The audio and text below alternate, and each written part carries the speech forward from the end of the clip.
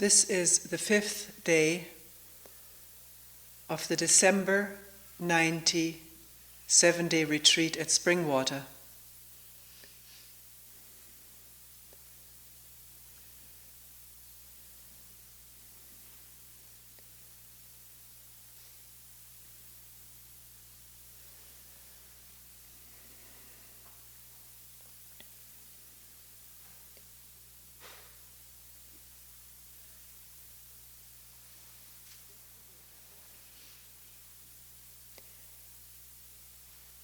Yesterday in a group meeting,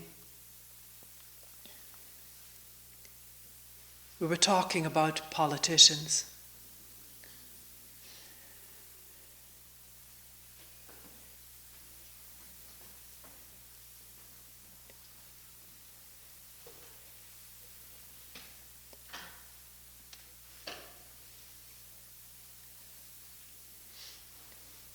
Yesterday in a group meeting, we were talking about politicians.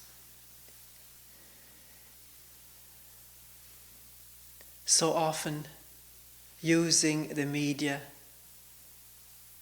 orchestrating it as it has recently been called, to affect the viewer, the audience, to influence people, to approve of their actions, of their work in office, to re-elect them. And someone asked,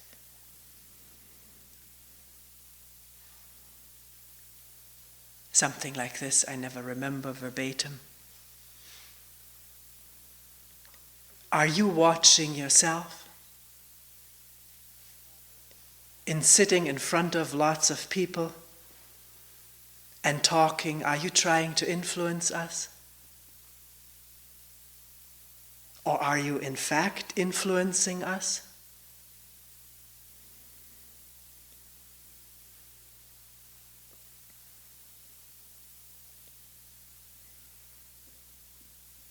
In looking at this,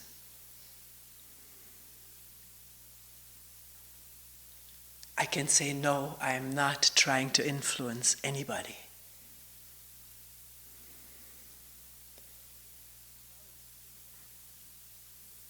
Influencing, trying to influence people would be so contrary to the very essence of this work of seeing for oneself.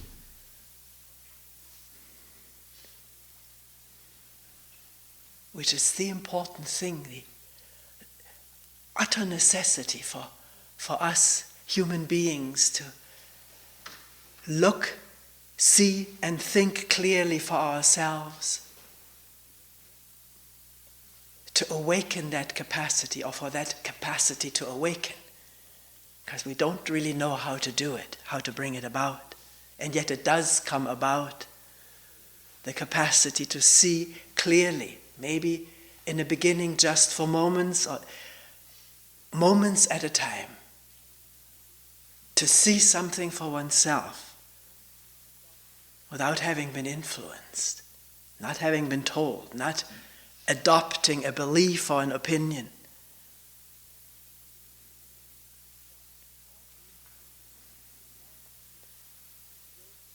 So these talks are given not to exert power on people, influence them to think as I do.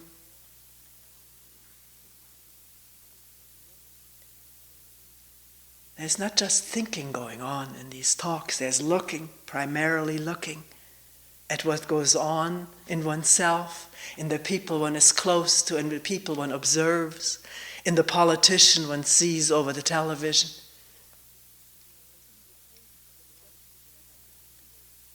And an invitation to look together, to explore together, alone, in meetings, in group meetings, and in a talk, what goes on in this human being that all of us represent. We represent human beings, not just our own particular background.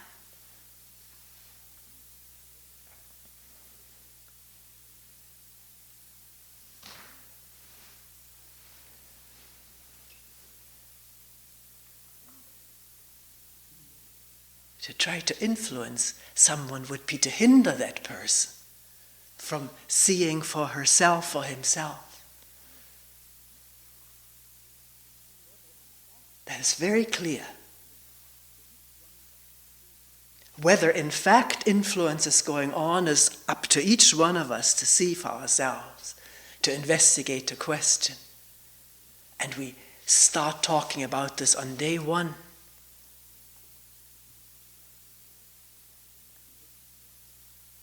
Sometimes people wonder, why is she always saying the same thing on day one?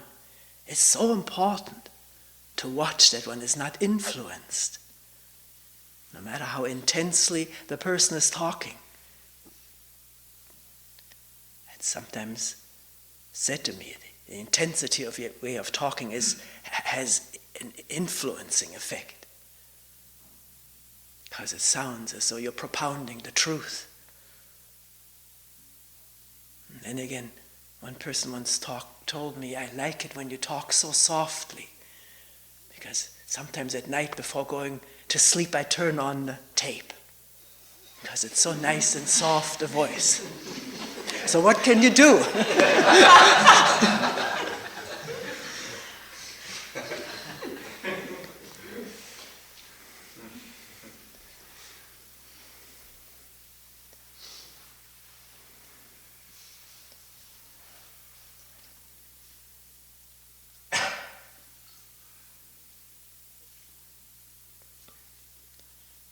Say with great intensity or what seems conviction that there is no such thing as an individual psychological entity. I'm not trying to convince anybody or influence people to think in that way,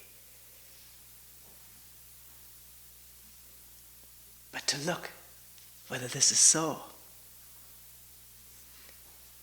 to trace it in oneself. So we're looking at the same thing together, not trying to influence each other. Direct seeing needs no influence. What does it need? Freedom from influence?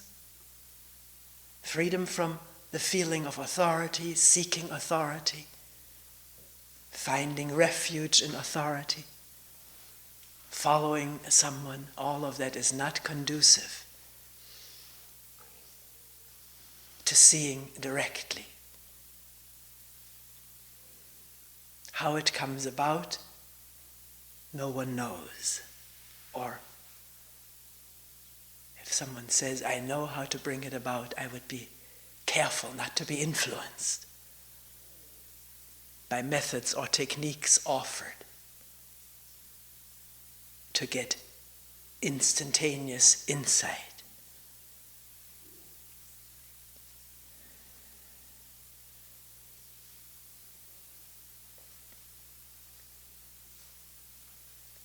I didn't write any further questions down because we haven't looked into a lot of them that were already posed.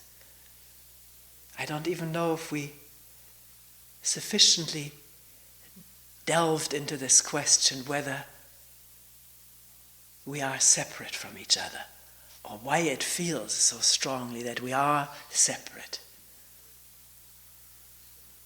We got really deeply into this whole matter of identity yesterday. Identifying with being someone or becoming someone, due to all the influences in our life from earliest times. Social influences, family influences, cultural, traditional, religious, racial influences, to think about ourselves, our society, our country, our group, in certain ways, in certain conditioned ways. These are not free ways of thinking. They don't come out of looking. They come out of following, out of being imprinted by authority figures.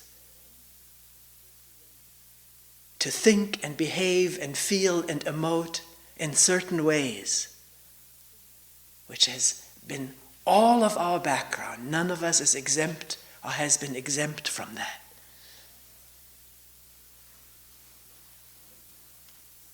Our relating to each other or behaving in fear, anger, envy, jealousy, possessiveness or dependency is all conditioned behavior, conditioned ways of feeling and thinking and relating, which manifests in all human beings the world over and since time immemorial.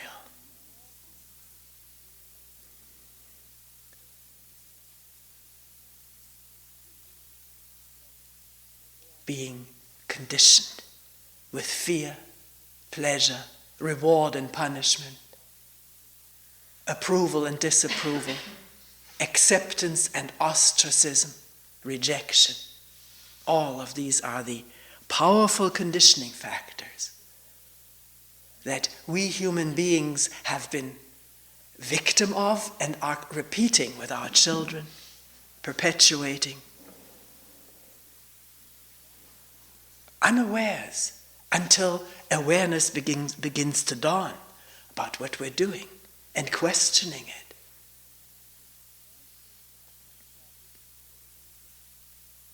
Just a trifling example comes to mind. We adopted a child rather late for parents and had lots of ideas of how we would raise this child in a free way, not do all the mistakes that all the other people were making. One has sometimes these glowing ideals as parents, particularly if one has studied a lot of psychology.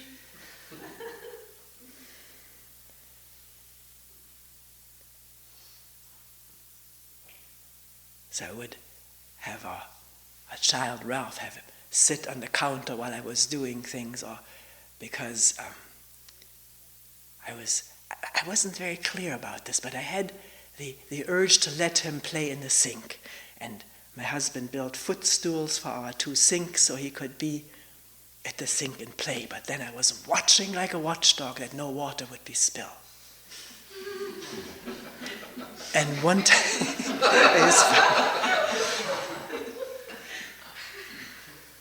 and no matter how hard I tried, that was incredible upset. Particularly if I maybe stepped away and there were puddles all over the floor. The anxiety, the upset. It took me a while to wonder, why was I so upset at seeing water spilled? And today, when his children spill water, Ralph gets very upset.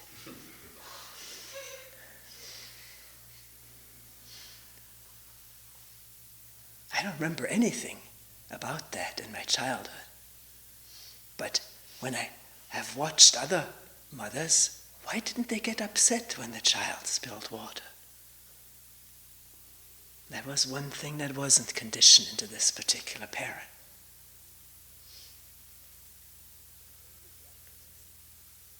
And of course, if one doesn't question, there's immediate rationalization. It'll ruin the floor, or you'll get a cold if you step into it.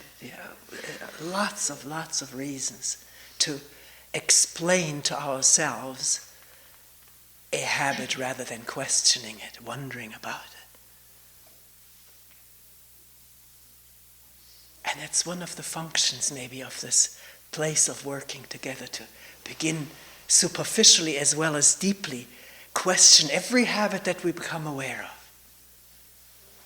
Not in order to get rid of it, to condemn it, to change it into a better habit, but to shed light, to see something, and not immediately do something about it, so that there can be seeing without reacting. And that may have its own action.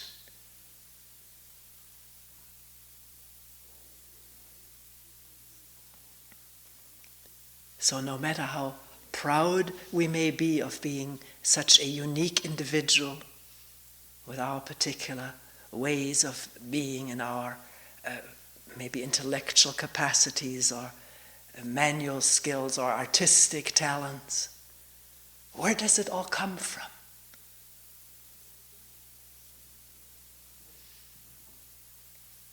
Why identify with it and say, this is me, this is mine? Why can't it just express itself freely, whatever is there, in talent or skill?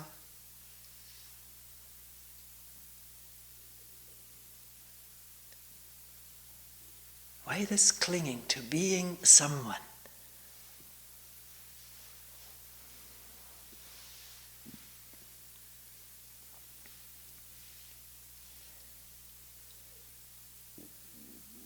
Identifying life with this me,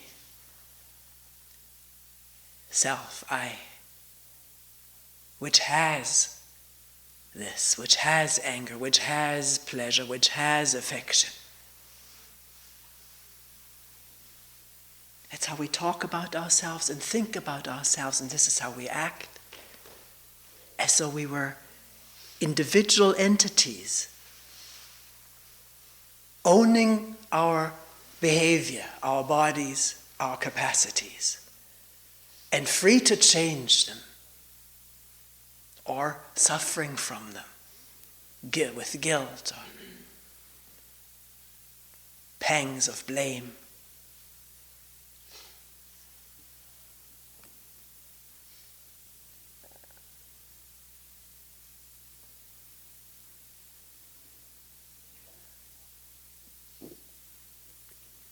Is it that our way of talking and thinking, the language, has penetrated so deeply? Using this word I all the time, I'm using it too. And this already solidifies or strengthens the feeling that there is a separate I that can do things or not do things, change, become better, improve, advance, develop spiritually.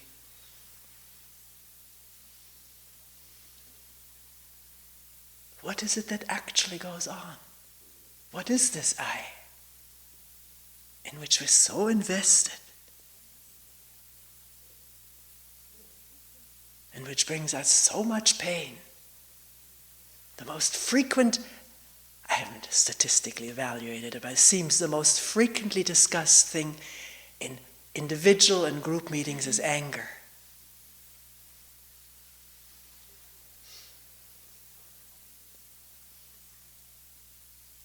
Which operates in all human beings. If there's no attention or awareness, it goes automatically, mechanically. So quick. Someone was talking about it in the meeting, group meeting. Still watching calmly, smoothly what two children were doing, and suddenly inundated with emotion, some of it discernible as anger, over what the children were doing to each other.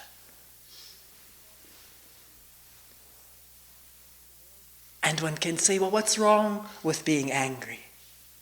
It's all right to be angry, or all right to express anger. And maybe this has helped me a lot. And of course, if one has all one's lifelong repressed anger as being not me, because we have that too. We have ideas of what is me, and we have ideas what is not me. All of us probably were told in one way or another that anger was not acceptable. It upsets parents when children are angry, and they become very angry over angry children. Shouting at a child not to be angry.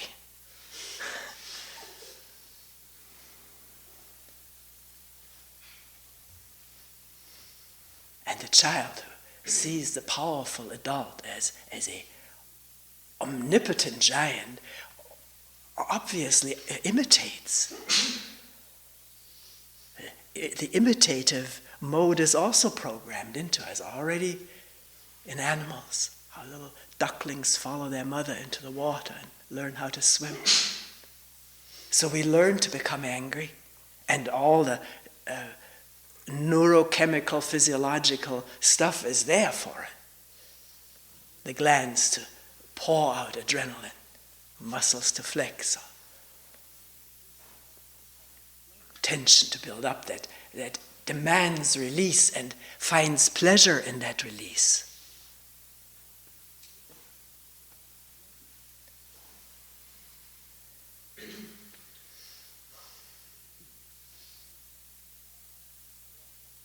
So, if one has been brought up, conditioned to suppress anger for fear of expressing it, for fear of losing the affection or love or sustenance of the parent,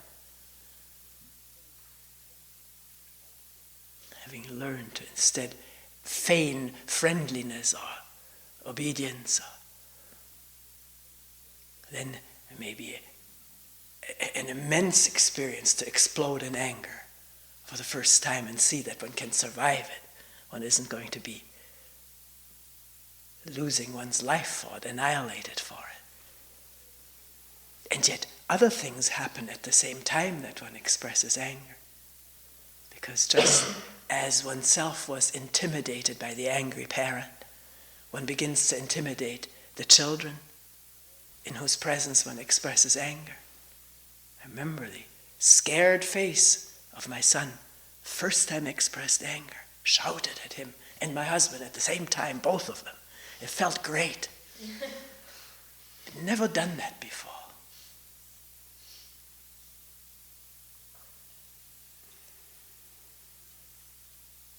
And there's an urge to do it again. It felt so good. Finally, they also were doing things.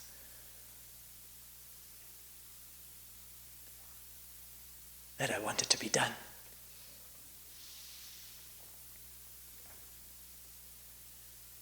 So, okay, one expresses anger, and maybe one has a family in which one can discuss these things, excuse oneself, apologize, explain, but the children have learned something already, no matter what one says afterwards.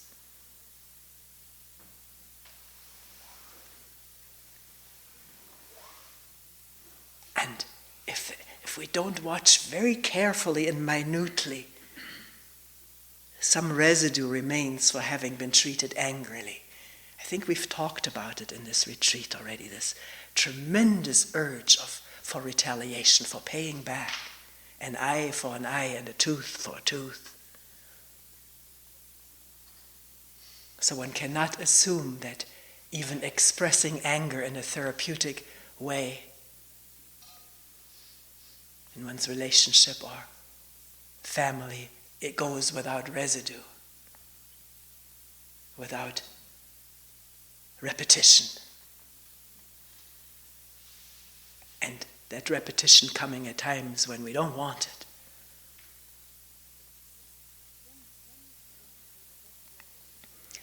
So, is one thing to say, well, what's wrong with being angry? And we're not saying there's anything wrong with it. That's our conditioned way of looking at things, immediately judging something right or wrong, good or bad. It's a conditioning itself, can we see that? And that with judging something right or wrong, there is not the freedom to look directly at what is happening.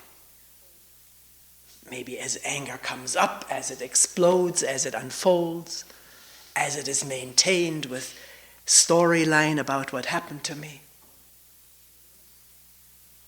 We can't look freely if we have already said it's good or it's bad, it's right or it's wrong. So for really understanding and shedding light, there can't be judgment in the way. If judgment in the way, the other can't happen. So someone asking, why do we get angry? Doesn't mean we shouldn't get angry. It doesn't mean we should get angry. It just means, why do we get angry? And wanting to find out, be there next time maybe.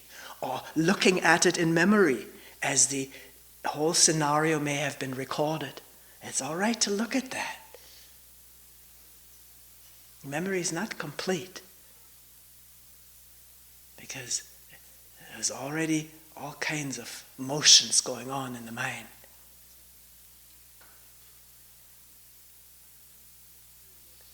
Which prevented clear seeing. Actually, when there's clear seeing, there's very little memory of something. So, to wonder, we're just using anger because it comes up so much. Second in line probably is fear.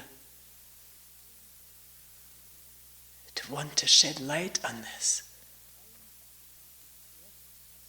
so that there is not just the blind automatic grip of these conditioned habits.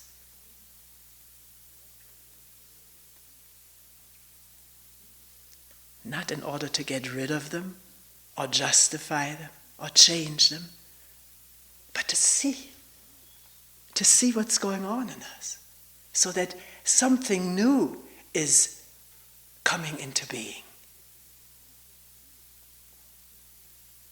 which has nothing to do with our massively conditioned past and present.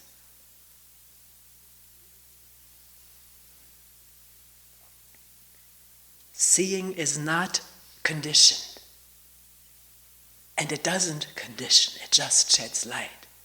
And by light we don't mean halos or things like this. Seeing something clearly, and the lightening of the burden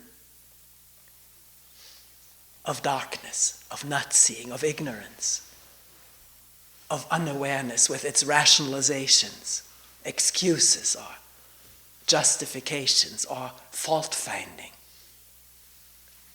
which all come in the wake of our habits. They're also habits.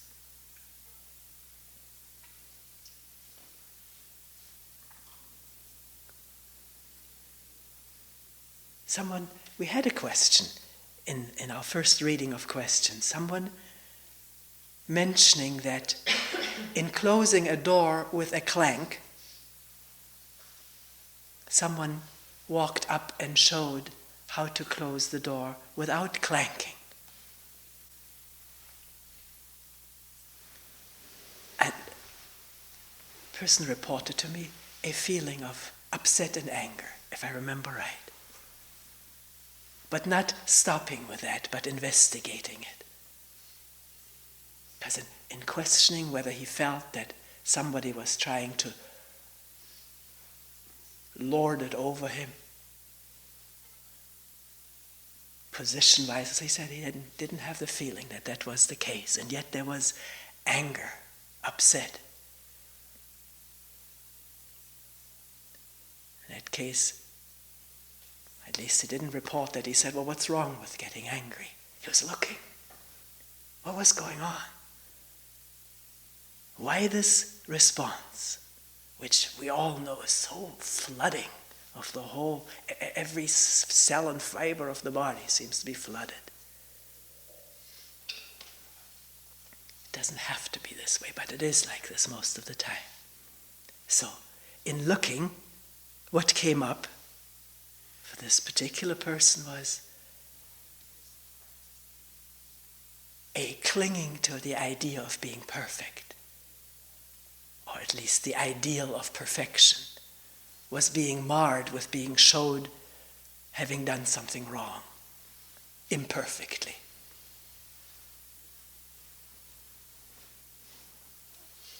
One can relate to that, can't one? Is that why one reason we get angry? Because we have a feeling of perfection, or that we ought to be perfect. And any reminder that we aren't brings anxiety and anger. Maybe anxiety first for a brief moment, because there was a time when not being perfect and being corrected meant no love, no smile from the correcting parent or teacher, maybe harshness in the voice, maybe physical punishment.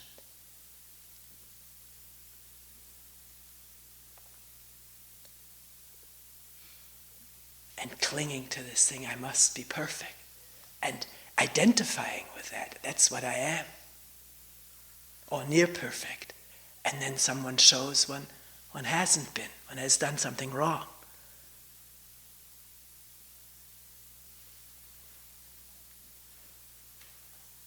If there's no looking, no light, no attention, the reaction proceeds immediately according to old patterns, which were not new when they became patterned in this organism. They're ancient.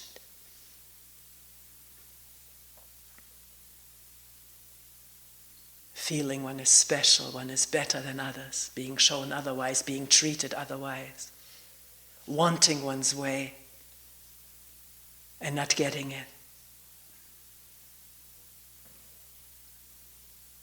Trying to show somebody who doesn't understand.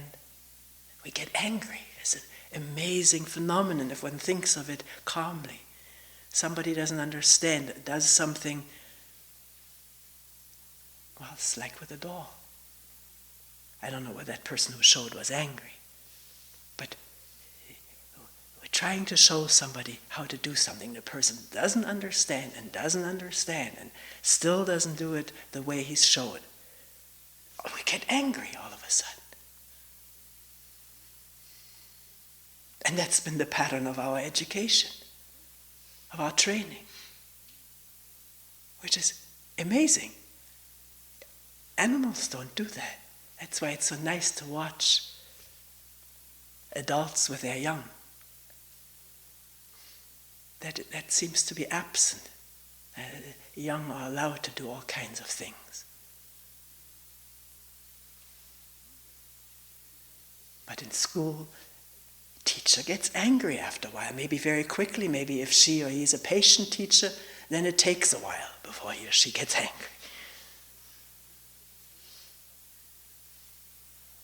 Children used to be, maybe still are, beaten for not understanding. In school, for not doing things right. Maybe an assumption is there that there's obstinacy that has to be beaten out of one. But it may be a pure projection.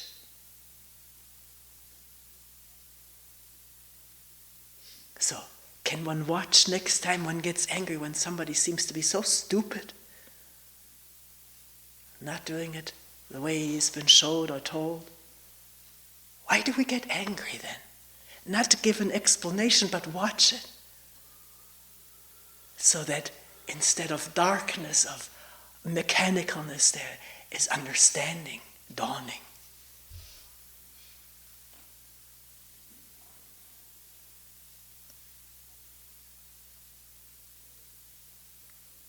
If we're tired, then we're more irritable, our threshold is lower for getting excited, haven't slept well,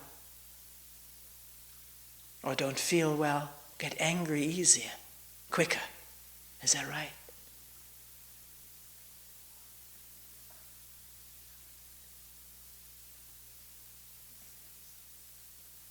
Or we think somebody opposes us and we want to convince the person of the right way. We try to push through that imagined wall.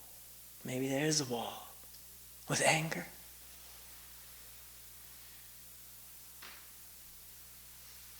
Why doesn't he understand what I'm trying to say? Or she?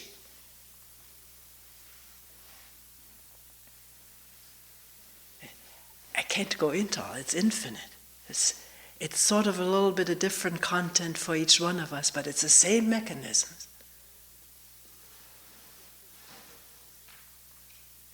Not getting what one wants, or not being heard or listened to in the way one wants to, not being talked to in the way one wants to be, and our ideals and ideas of ourselves being violated.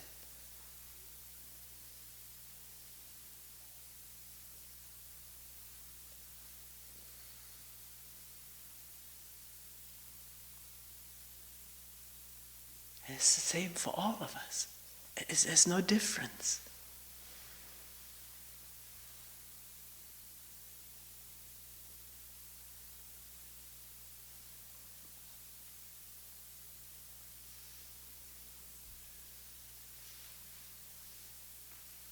Does that have to do with this feeling of me, of I, of self? Obviously the images do. We have to identify it with our image of perfection. And that gets angry. The hurt of that gets angry, or evokes anger.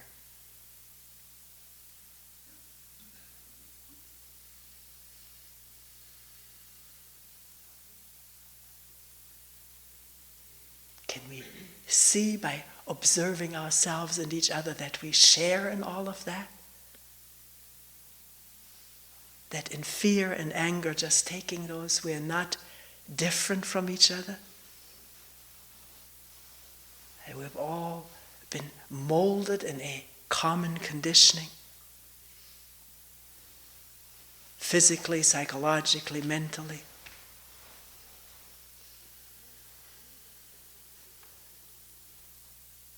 Where does this individuality reside? This me-ness, this I-ness, this self, where is it located? Where does it live?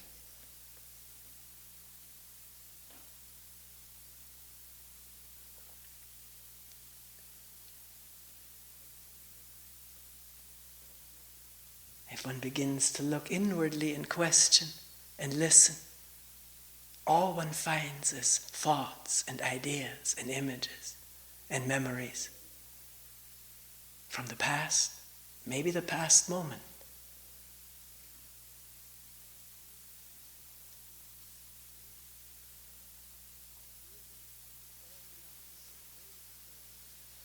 Ideas and storylines and whole stories about me and identification with the story, made up of thoughts, images, remembrances of the past, projected into the future.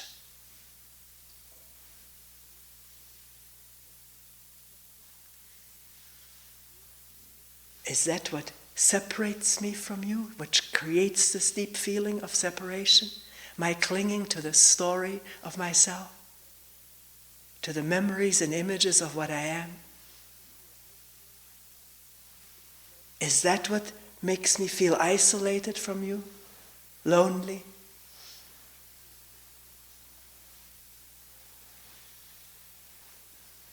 Not connected? The enclosure in all of my memories and all the conditioned fears, angers, pleasure seeking.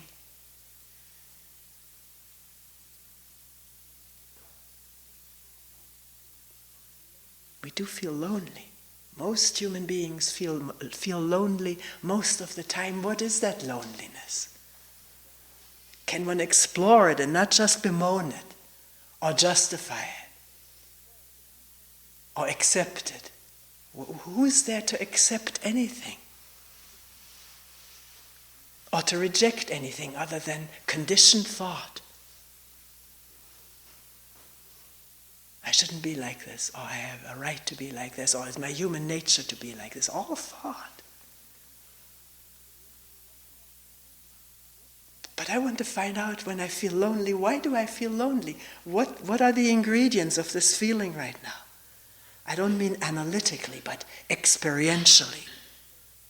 Looking at it, letting it reveal itself, come to the surface in a quiet listening and looking. And maybe dissolve in this quiet listening and looking. Because if there's no separation from whatever ails us, fear or anger, pain or loneliness, it's just there and no one trying to change it or judge it or accept it, then it doesn't maintain itself. Because it doesn't get fed by more and more thoughts about me and how I am. That's what sustains our feelings, our thinking about our feelings in certain ways. and clinging to those thoughts and stories about our feelings. That's what maintains the separation, the enclosure. Am I trying to influence you? Or I'm just describing what takes place? But it's up for each one of us to test it out, to examine it.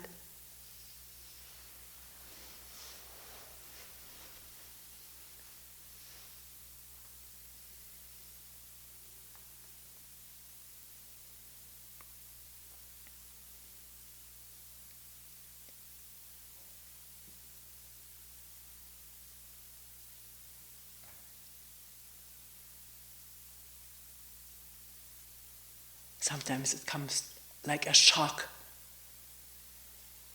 to a person who hears this for the first time, that one is nothing.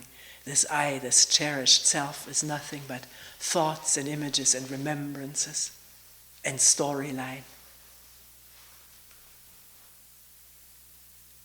But what has one thought one is? The reality of all of that? That there is something real?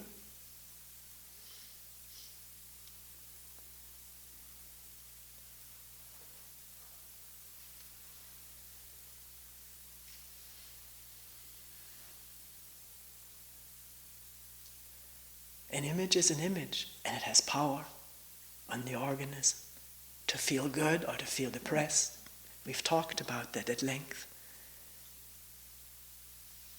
But it's just the reality of an image. It's not what I am.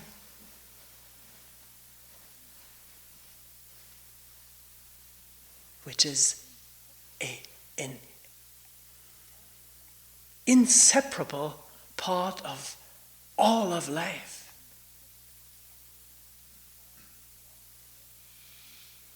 Including the stars and the bottom of the ocean. Clouds, sky, trees, meadows. Human beings and animals, flowers. We're not separate from each other. If we don't think we are.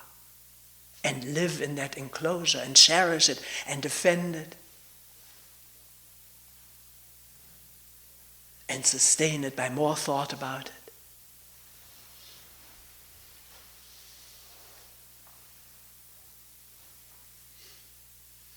I'm not saying it's bad or wrong to do that, but can we watch it happening? Because if there is insight into that, the enclosure dissolves, begins to dissolve. Maybe just for moments at a time. Because it's not real. It's just maintained by thought and remembrance, shared with everyone around us since time immemorial.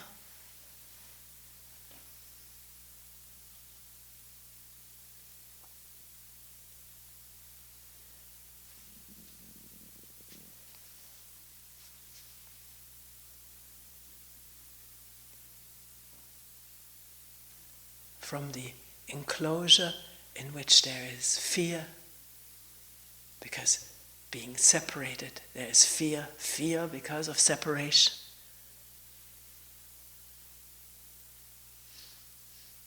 Maybe depression. Somebody mentioning, I'm getting older. I know I'm going to die. People around me have already died. I don't want to die realizing that I've led a meaningless life.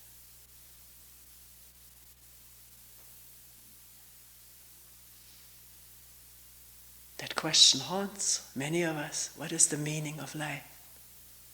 Haunted me for a long time.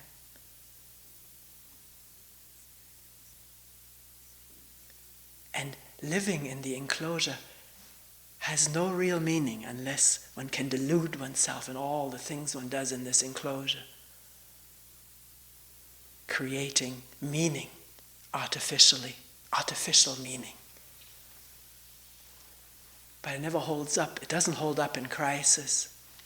It doesn't hold up at the idea of the end of this life, of this body. So one thrashes about inside the enclosure for meaning.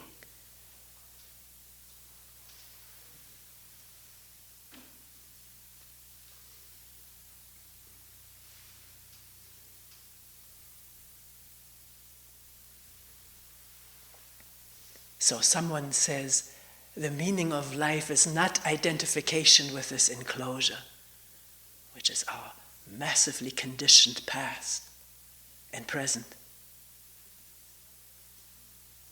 We identify with that. We think this is my life and it's so meaningless. Where is their meaning? Tell me. Give me a meaning. And wherever there's demand, of course, there's always supply. Lots of meanings offered.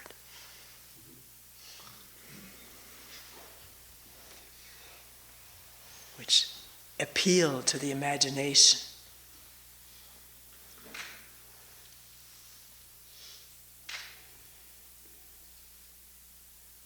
So we're asking again, why are we identified with our imagery, with our conditioned ways, with our idea of self? Identified with this body as being mine, as an owner of it, an owner of anger, an owner of pleasure. Why are we identified with all of that?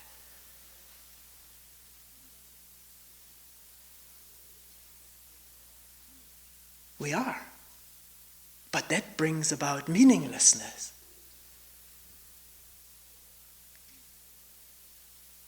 Feeling of meaninglessness.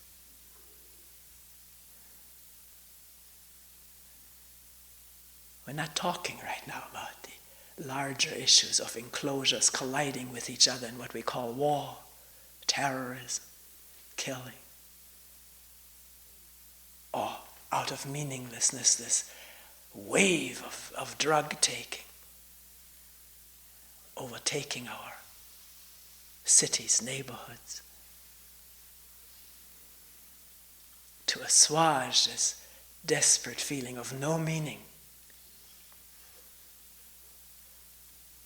in life. What is life? What is aliveness?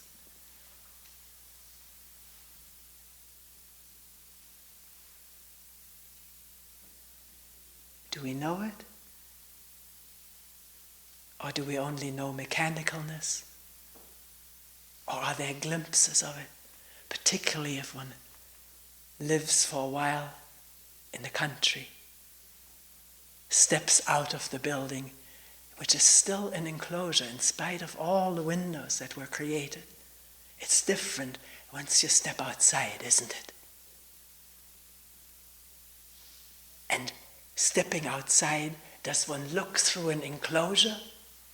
Or is there just what is there?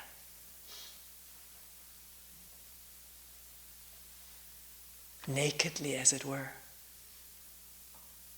Perceived without wanting, without fearing. Without trying to utilize for an end.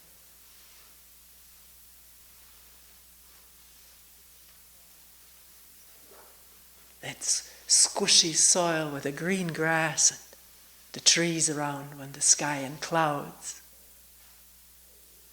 rain or sunshine. We're part of all of that. If we don't think enclosure and identify with that, then we're not part of it.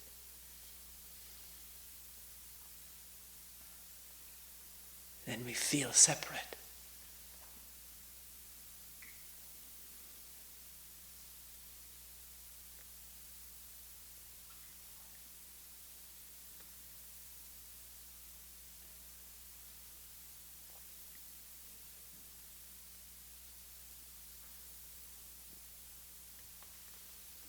Because the question that comes up, doesn't it, is how can I get out of this enclosure? I want to.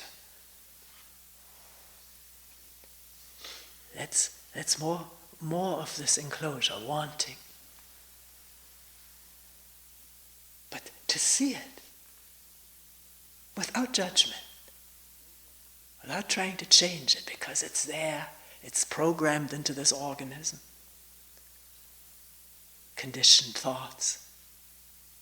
Lots of programs. How is one going to eliminate all of those? That's another program, to eliminate all programs.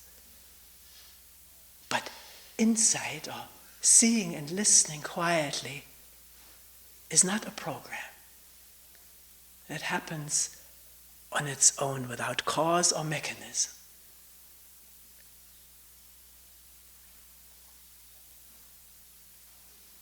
It bypasses all of that other structure.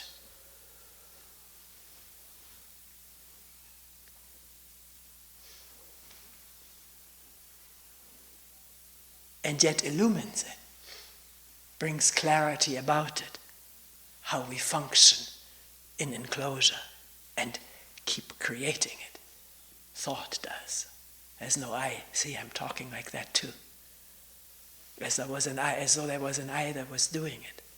Thought and remembrance and the momentum of all of our past habits is involved in that.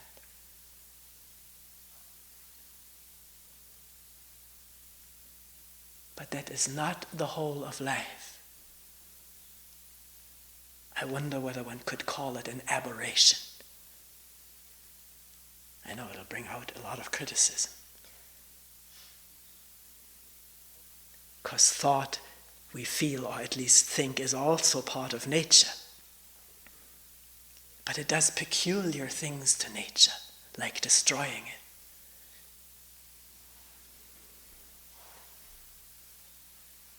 Not necessarily intentionally, but through ignorance, through not seeing, because thought cannot see. It acts automatically and mechanically.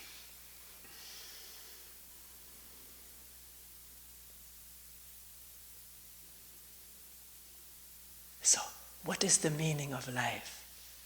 Can that question haunt one?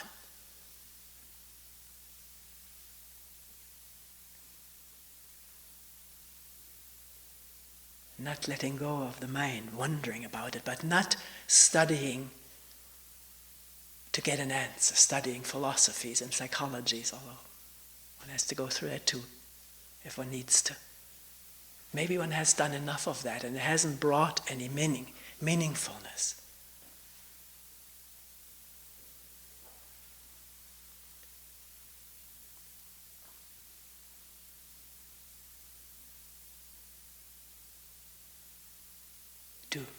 Do the stars and that quaint-shaped moon that we saw last night in the dark sky with marvelous Orion next to it,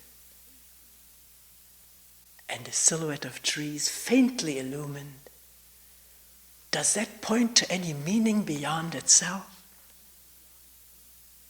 That's what thought does. It wants a meaning beyond things. But just look at it and don't want anything of it. Don't want meaning of it.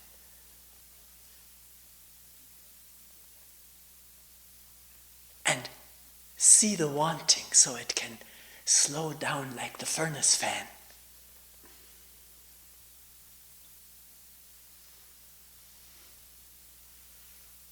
Then there's silence. And what is there is revealed for what it is, but you don't know what it is.